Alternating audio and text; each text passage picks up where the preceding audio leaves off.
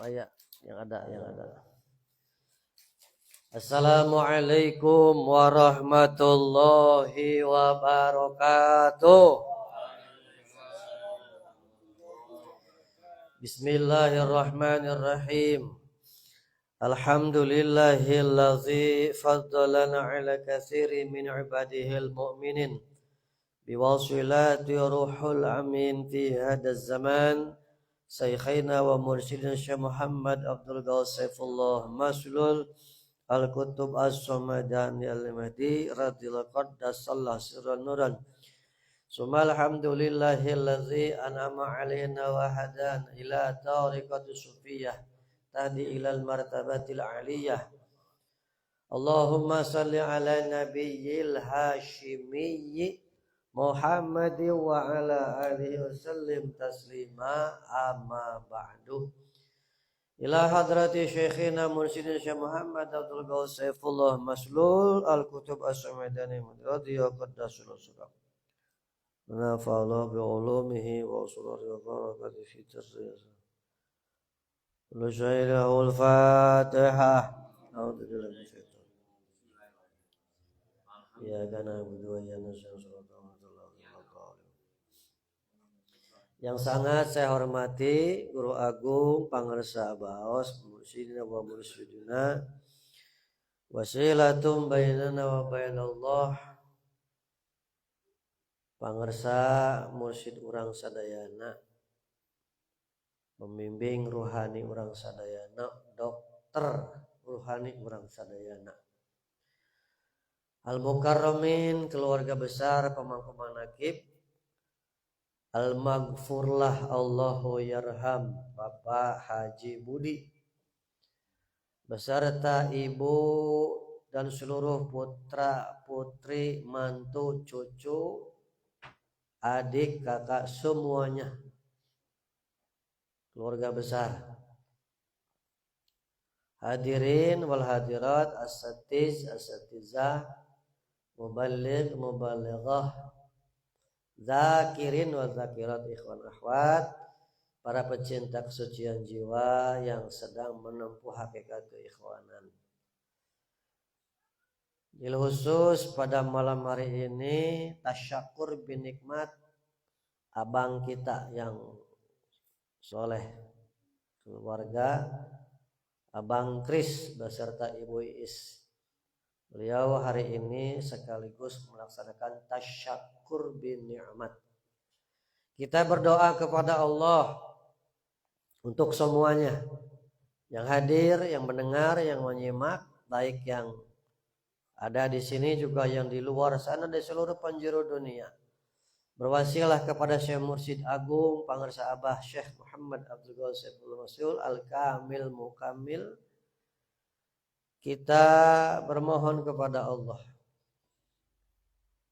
Allah jadikan semuanya pribadi-pribadi yang berkah, panjang umur, sehat walafiat, bertambah soleh dan soleha, segala hajatnya Allah ijabah, diberi rizki yang mudah dan berlimpah, yang datangnya dari segala arah untuk bekal ibadah dan dakwah, dijaga dari segala musibah dan fitnah, istiqomah muttaba'ah kepada ahli silsilah ila yaumil qiyamah. Berkah Pangarsa Baos. Al-Fatihah. Bismillahirrahmanirrahim. Ya kana na'budu wa iyyaka nasta'in.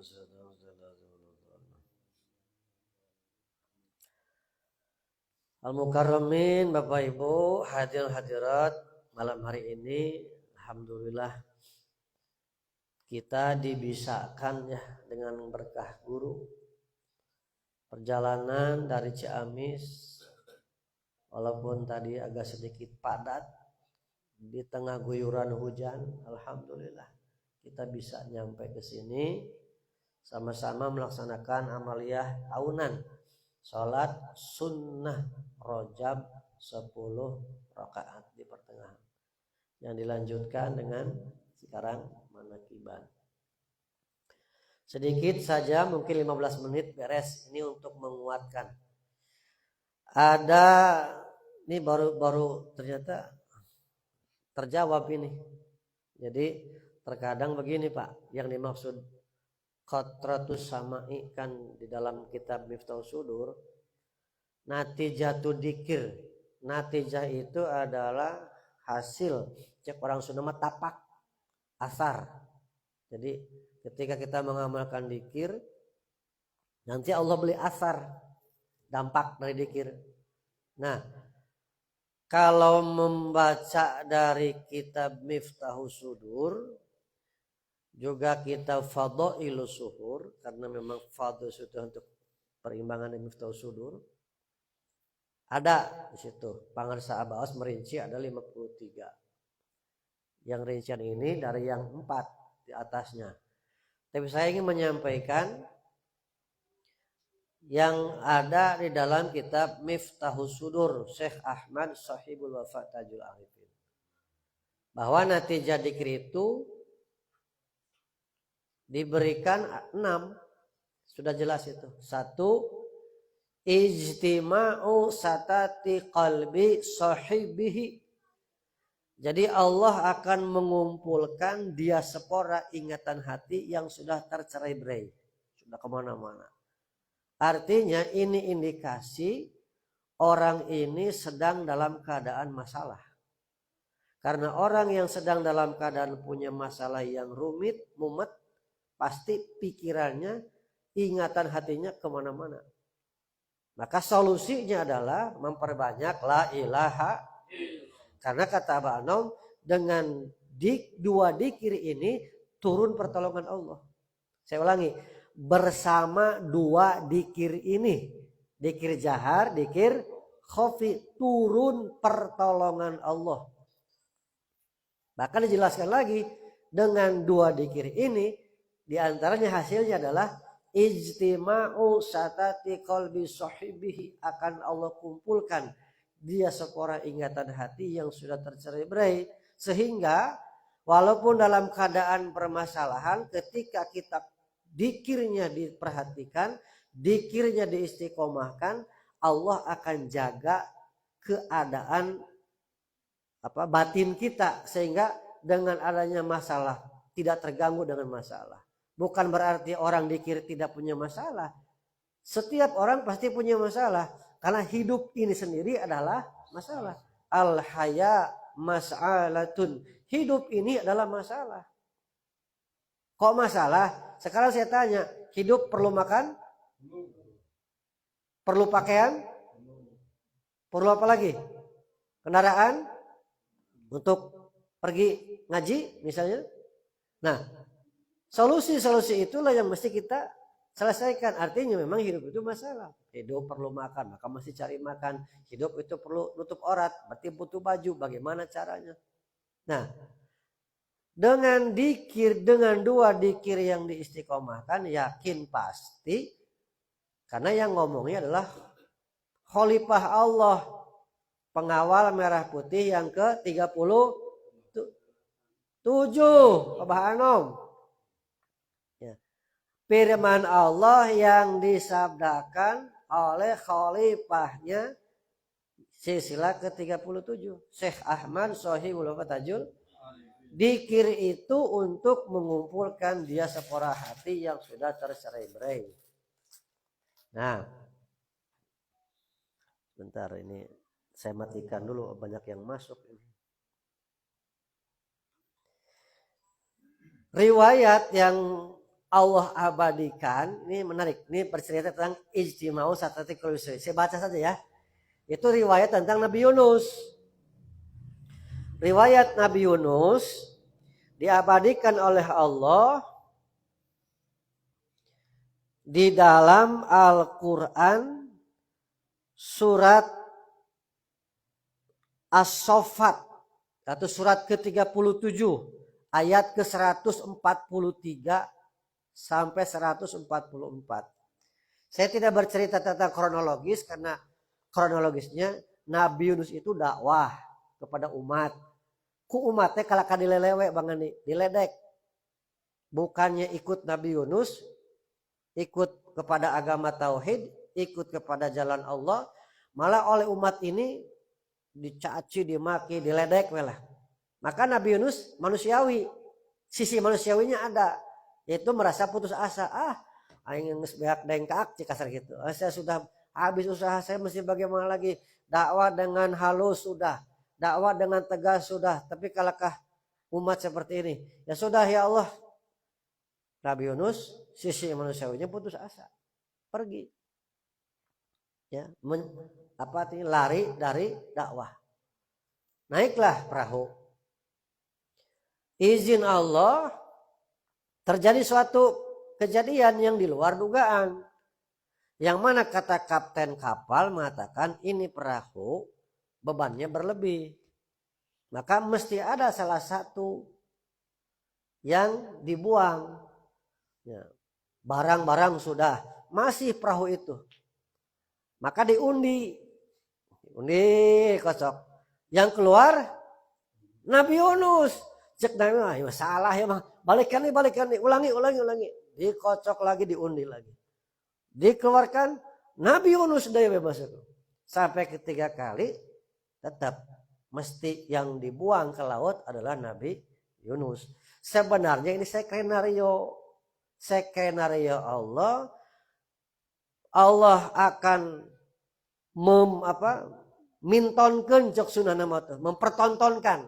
mempertontonkan salah satu keajaibannya, mukjizatnya, keagungannya.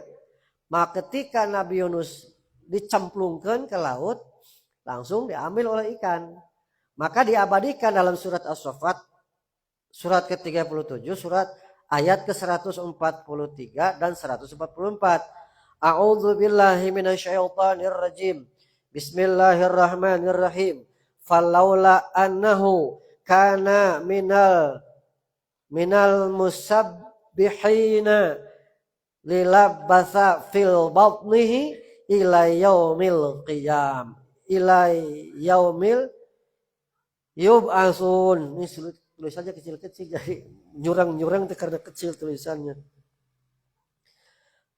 Yang arti terjemah bebasnya wallahu alam bisawab, falaula annahu kana minal musabbihina lala bisa fil batnihi ila yaumil yub'atsun. Maka jikalau ia, siapa? Nabi Yunus tidak termasuk orang yang banyak berzikir. Kalau kalimatnya bertasbih, maksudnya berzikir kepada Allah, maka dipastikan Nabi Yunus akan tetap berada di perut ikan itu sampai hari dibangkitkan. Kalaulah Nabi Yunus tidak termasuk orang yang banyak berzikir kepada Allah, maka dipastikan Nabi Yunus akan tetap berada di dalam perut. Ini menafsirkannya jangan pendek hanya kejadian itu. Masuk ke perut ikan itu dalam keadaan kegelap gulita. Artinya siapapun manusia yang sedang melakukan gelap gulita dikarenakan ada permasalahan kehidupan, maka solusinya, kuncinya mesti banyak zikir. Jadi kalau menafsirkan satu ayat ini, ada tafsir, ada ya, walaupun saya tidak ahli di bidang itu, tapi bolehlah tafsir isyarah. Jadi masuk ikan perut itu gambaran gelap gulita keadaan kehidupan. Maka solusinya kalau berdasarkan petunjuk Allah yang Allah abadikan dalam Quran surat As-Saffat ayat 143 dan 144, Nabi Yunus saja selevel Nabi ketika mendapatkan masalah solusinya zikir. Karena Allah sendiri yang menjelaskan lala basafil batnihi ila yaumil yab'atsun. Ya. Kalau tidak Nabi Yunus itu banyak zikir, dipastikan akan tetap ada di perut ikan itu. Ada dalam kegelapan. Nabi Yunus ketika di dalam perut, apa zikirnya? La ilaha illa anta subhanaka inni kuntu minal zalimin. La ilaha illa anta subhanaka inni kuntu minal. Jadi boleh saya pastikan berarti la ilaha illa anta subhanaka inni kuntu minal zalimin ini adalah wirid yang mesti dipakai ketika kita dibaprek ku masalah hese solusi nak go poek gelap gulita. La ilaha illa anta sudah dimasukkan di dalam khotaman. Makanya di samping dzikir ya khotaman. Nah, bisa kita percaya Nabi mengatakan begini. Nabi meriwayatkan dalam hadis riwayat Tirmizi. Ini kalau ngaji kitab aslinya Pak, panjang. Ini mah namanya perawi terakhir. Kalau ngaji kitab hadisnya, itu mulai dari siapa pertama yang menerima. Biasanya sami itu an. Ada berapa? Itu namanya sanad. Makanya kenapa saya suka ngomong seperti begini contohnya. Saya mendengar dari lisan Prof. Al-Amin. Dari lisan Pangersa Abah Aos. Kenapa Lukman ngomong begitu? Jangan buruk sangka. Saya memahami ilmu hadis. Sedikit banyak membaca. Karena saya tidak mendengar langsung dari lisan Abah Aos. Maka saya mesti menyampaikan dari siapa saya menerima. Itu namanya sanad. Gitu. Contoh misalnya. Bapak Ama menerima tentang riwayat sesuatu. Tapi tidak langsung dari Abah Aos. Misalnya menerima dari Abayu. Abayu yang ro'a itu. Yang melihat langsung Abah Aos. Sami itu mendengar langsung. Abayu menyampaikan. Maka Bapak Ama.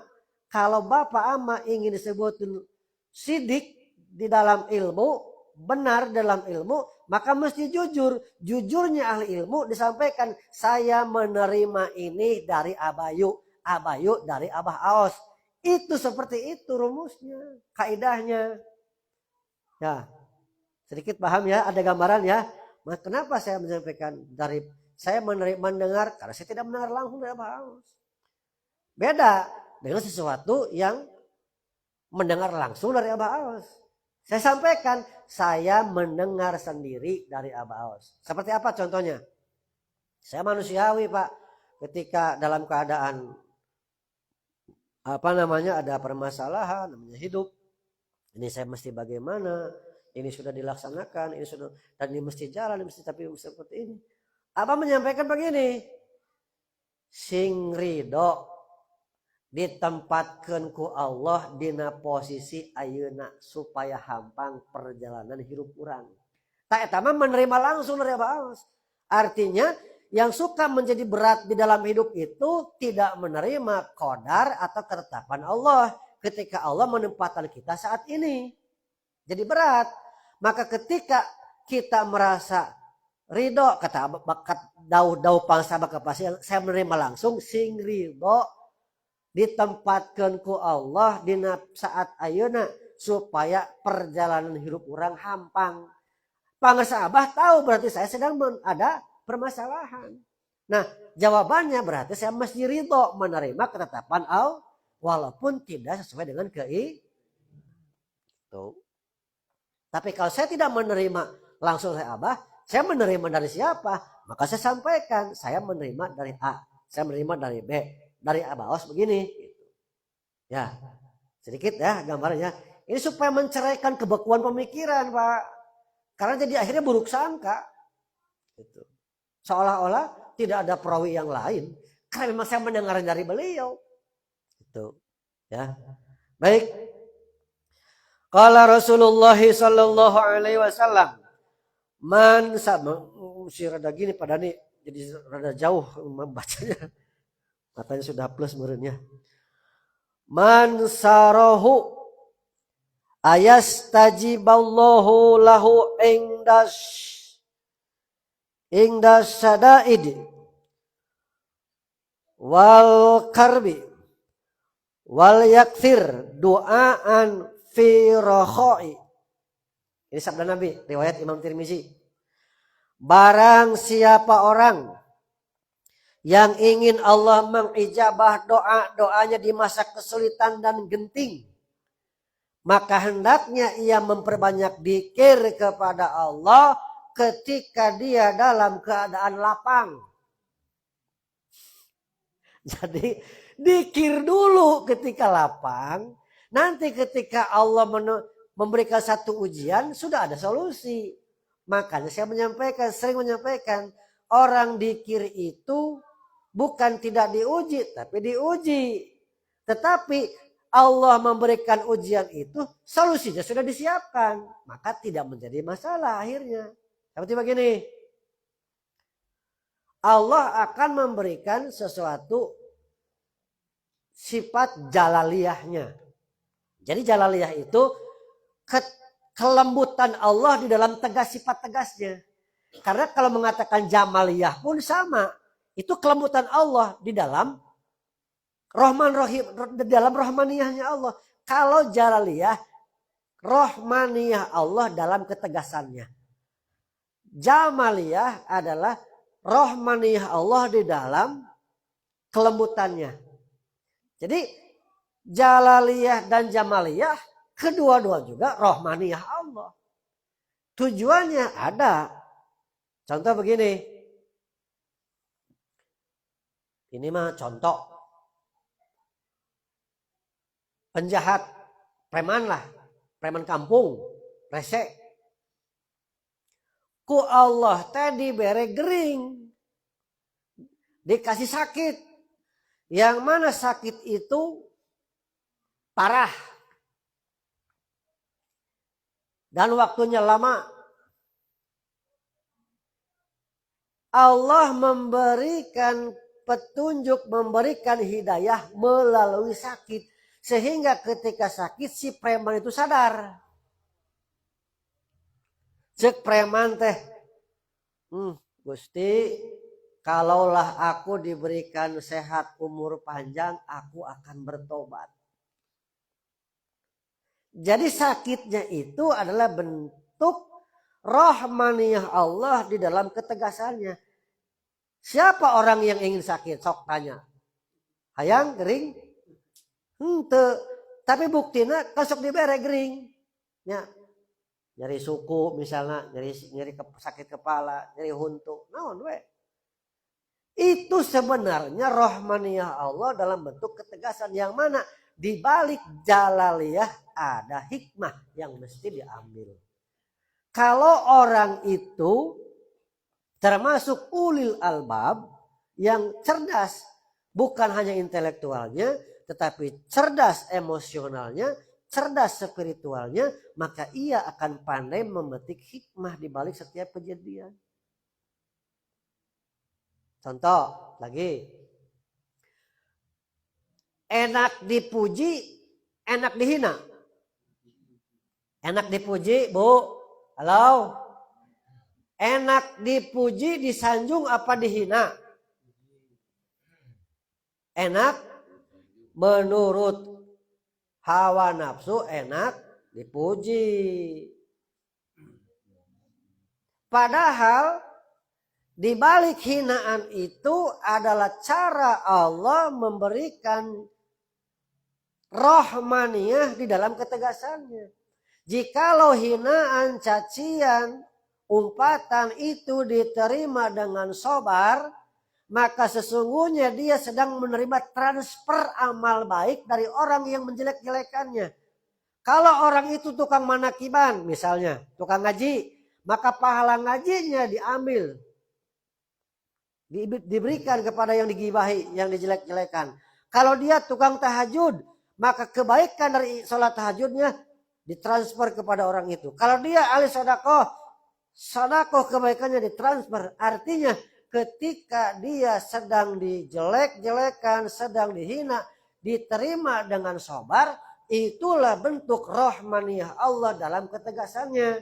Karena hinaan cacian itu tidak enak dirasakan oleh hawa nafsu. Tetapi di balik itu sesungguhnya ada faidah yang luar biasa. Seperti Nabi Yunus. Ini adalah jawaban untuk umat manusia yang mengaku beragama Islam, yang mengaku kitab sucinya Al-Quran, petunjuk. Artinya selevel Nabi saja ketika menemukan satu kesulitan masalah, solusinya tidak kemana-mana. Lain tatanya ke dukun, ngaduk-duk di narungkun. Solusinya perbanyak zikir. Kita sudah punya la ilaha atau khotaman. Sabda Nabi tadi, Barang siapa yang menginginkan ijabah doa di masa kesulitan dan kegentingan, maka mesti ia mau memperbanyak zikir ketika dalam keadaan lapang. Nih, ada seorang ulama dari Andalusia. Andalusia itu dari mana? Andalusia dari mana? Spanyol ya. Benar Spanyol ya? Oh, ini sabda Nabi ya. Sabda Nabi. Qala Rasulullah aidan. Ta'araf illallahi fi rakhai ya'rifka fi sadasi bisiddati. Kenalilah Allah. Kenali Allah di masa engkau dalam keadaan lapang dan senang. Pastinya Allah akan mengenalimu ketika kamu dalam keadaan kesulitan dan kesempitan. Jadi ternyata kenapa guru kita Pangesahabas selalu menetapkan sing banyak dikir, mumpung sehat banyak dikir, mumpung luang waktu mesti banyak dikir, mumpung kerbunga mesti banyak, karena kita tidak tahu kehidupan ke depannya. Karena hidup itu masih gaib. Ya. Jadi yang dijadikan figur contohnya adalah Nabi Yunus. Ketika dalam satu riwayat Nabi Yunus selama 40 hari dalam perut ikan terus dikir la ilaha illa anta subhanaka la ilaha illa anta subhanaka. Karena Nabi Yunus belum tidak diperintahkan ibadah sholat sampai sekarang, karena sholat yang sekarang itu sholat hasil Isra Mi'raj Kanjeng Nabi Muhammad SAW. Nabi Yunus juga diperintah sholat, tapi wallahu alam sholatnya seperti apa. Konon cerita, saya membaca literatur kitab Islam seperti Nabi Sulaiman. Nabi Sulaiman juga sholat, tapi sholatnya seperti apa tidak tahu. Tapi jelas Nabi Sulaiman sholat. Kata yang pernah saya temukan, Nabi Sulaiman itu wafatnya itu sambil berdiri. Yang kata riwayat itu sedang melaksanakan sholat. Sehingga tidaklah Nabi Sulaiman diketahui ia wafat kecuali setelah tongkatnya habis dimakan rayap. Tongkatnya habis dimakan rayap, baru Nabi Sulaiman jatuh. Yang konon katanya Nabi Sulaiman sedang melakukan taqarrub kepada Allah, sedang sholat gitu, mendekatkan diri kepada Allah. Itu ya. Jadi satu, natijah dzikir ini agar akan diberi ijtima'u satati qalbi sahibihi. Saya tadi dalam hati memohon pangsa petunjuk, beda petunjuk kudu kumaha bla bla bla bla menghadapi problematika kehidupan yang masih kedepannya kan masih kita tidak tahu kan. Maka suka ada petunjuk, oh ketika buka Quran ini Nabi Yunus gitu yang dimunculkan riwayat Nabi. Jadi artinya selevel Nabi saja ketika menghadapi kegelapan dalam hidupnya, gelap gulita, susah, pelik, artinya wayahna mesti banyak dikir. Pertanyaannya, ari Nabi Yunus kira-kira dalam perut dahar teh eta? Puasa eta teh. Jadi artinya dikir dan puasa adalah solusi untuk menghadapi peliknya kehidupan. Eta jawabannya teh. Ya. Nabi Yunus dahar di mana ngantiran saha? Balanja ka mana? Di dalam perut ikan. Kompor pada aja betul. Maka setelah 40 hari dalam riwayat tersebut, 40 hari riwayat Nabi Yunus dalam perut. Setelah 40 hari beres, muntah ikan. Keluar Nabi Yunus selamat gitu. Jadi satu, solusi menghadapi kehidupan, ujian-ujian, wayahna perbanyak dzikir dan sing daek puasa. Wayahna. Itu solusinya yang saya temukan dalam riwayat ini. Kata Guru Agung Abah Mangsa Abah yang mengutip dari kitab Rasul juga itu. Satu, ijtima'u satati qalbi sahibi. Kedua, jarul khair. Apa jarul khair itu? Perindu kebaikan, akan dekat dengan kebaikan, akan menjadi orang-orang yang mudah dalam berbuat kebaikan. Natijah. Jadi tinggal dilihat saja setelah dikir, hampang teh kana kehadian, mudah teh kana kehadian. Kalau belum, ya berarti terus ditingkatkan. Seiring waktu pasti akan menjadi orang yang mudah melakukan kebaikan. 2, 3, anisu mutawahish. Dikir itu akan menundukkan liarnya syahwat nafsu. Pan baheula mah tong boro salat sunat, salat wajib oge henteu, tong boro puasa wajib, puasa sunat oge henteu. Maka dengan dikir, 2 dikir yang kita amalkan, yakin pasti akan menjadi orang yang perindu kebaikan. 3, 4, anu apal? Miftahul gaib. Akan Allah bukakan hal-hal yang samar, termasuk urusan rizki. Abah mah jelas, awas mah dalam fadhu suhurnya, anahu yazlibu rizqo. Sesungguhnya dikir ini menarik datangnya rezeki. Jadi ulah hayang rezeki tapi tidak dikir. Rezeki umahnya gampang rezeki, dikir tara misalnya. Ditarik, dibedol. Dengan memperbanyak la ilaha sok. Wayahna we eta mah. Terus himatul aliyah, punya cita-cita yang tinggi. Enggak apa-apa. Bolak-belok niat teh, kadang hayang ieu, kadang hayang. Tapi tetap ketika kita mengamalkan dikir diluruskan dengan ucapan ilahi anta waridhaka, lempeng eta teh paniatan ku kitu teh. Jadi dengan dikir akan meluruskan segala niat-niat yang bengkok. Ya, termasuk tadi normal hayang rezeki lancar, hayang itu. No, tenan naon, tidak apa-apa. Ngan wayahna lamun rek nurutan Nabi Yunus, sing loba dikirna jeung sing naik puasa. Kalau mau ikut petunjuk dari Nabi Yunus ini. Karena Allah tunjukkan untuk umat sebenarnya ini. Jadi nafsiran dalam perut ikan teh ulah hungkul sampai kadinya, tapi kondisi keadaan gelap gulita, hararese. Pan bisa kemana-mana Nabi Yunus teh. Butang batagor kudu kumaha ya cenah teh. Nah, nu kagenep qatratus samai, senantiasa akan mendapatkan bisikan langit tadi, petunjuk yang baik, petunjuk ketaatan. Jadi teu ngaco engkena teh hirup teh. Ongkoh ngaku ieu teh pengamal dikir, lamun masalah dulu teh teh kalaka dukun kumaha ieu teh. Misalna rata-rata hayang nu instan. Peda aya iklan mie padahal mie instan ge kudu ditinyu heula. Diproses heula. Maka jangan tertipu dengan iklan mie instan. Lah anggar da kudu diproses, kudu digodog segala. Jadi jangan hidup itu jangan ingin instan. Jadi mendapatkan, ini mungkin bukan dari ulama ya, tapi perkataan yang baik, kata-kata mutiara yang pernah saya dapatkan.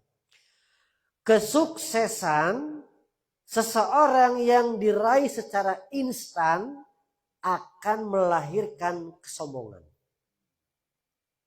Tetapi kesuksesan yang diraih melalui satu proses akan melahirkan kerendahan hati. Nah, sebab orang yang sukses dengan proses ngerasakan kumaha susahna, kumaha perihna, kumaha hesena. Beda orang yang tidak mengalami proses. Jadi bahasa keren, bahasa orang kulonya, di dalam perut saja sudah privilege. Ya. Ada begitu, privilege bukan waris, ada gitu. Bu, tahu privilege? Ente, sudah. Jadi di perut saja sudah mendapatkan keistimewaan. Cek kasarna mah eta mah da beunghar da beuteung keneh. Teu pernah ngalaman proses hesena hirup gitu. Sehingga orang yang seperti itu rasa empatinya tidak akan lahir. Ya. Karena tadi dia sukses karena privilege. tidak melalui satu tahapan proses. Berbeda orang yang sukses dengan satu proses. Dia akan merasakan tahapan-tahapan itu. Ya. Jadi ini sebagai jawaban karena lo baru nanya kasimpulin teh Pak itu yang WA ketua abi teh kumaha cenah teh ajar dikir jadi kieu usaha jadi kieu kumaha itu. Jawabannya ini ternyata ya. Jadi kalau menginginkan ijabah doa ketika dalam keadaan pelik sempit, wayahna ketika lapang, ketika senang mesti mau memperbanyak zikir la ilaha dikuatan deh sing daek puasa ya, kalau ikut kepada petunjuk Nabi Yunus. Begitu. Semoga ada guna dan manfaat. Salah kebodohan dari saya, benarnya bimbingan dari guru agung, hakikatnya dari Allah. Hadanallah wa iyyakum ajmain. Assalamualaikum warahmatullahi wabarakatuh. Allah